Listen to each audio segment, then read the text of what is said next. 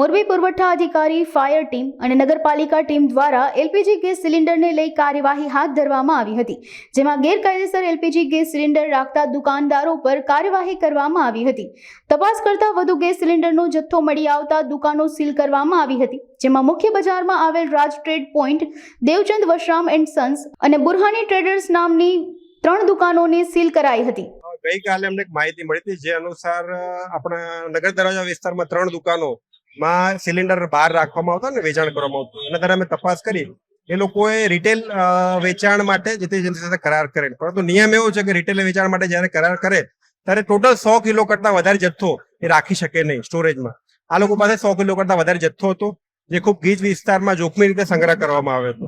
આ ઉપરાંત ફાયર સેફટીના કોઈ પણ પ્રકારના નીતિ નિયમોનો એ લોકોએ અમલ કર્યો હતો, જેથી નગરપાલિકાની ટીમ દ્વારા, ફાયરની ટીમ દ્વારા, ફાયર ઓફિસરની હાજરીમાં અમે આજે સવારે એક જોઈન્ટ તપાસ કરી અને અંતર્ગત 3 દુકાનમાં જે પરમિસિબલ લિમિટ છે તેના જથ્થો વધારે જોવા મળ્યો। આ ઉપરાંત ફાયર સેફટીના નિયમોનો પણ ભંગ જોવા મળ્યો, જેથી અમે આ 3 દુકાનોમાં હાલ સીલિંગની કાર્યવાહી ચાલુ છે। એક દુકાનમાં સીઝરની પ્રોસિજર પૂરી થઈ ગઈ છે, બાકીની બંને દુકાનોમાં હાલ કાર્યવાહી ચાલુ છે। મોડી રાત સુધી પણ આ કાર્યવાહી પૂર્ણ કરીને 3 દુકાનો સીલ કરવામાં આવશે। સીલ ક્યારે ખોલી શકશે? એ જ્યારે ફાયર સેફટીના એનાની નોર્મ્સ પૂર્ણ કરે અને આ ઉપરાંત જથ્થો તો એમનો સીઝ રાખવામાં આવશે, એમના ઉપર કેસ ચલાવવામાં આવશે।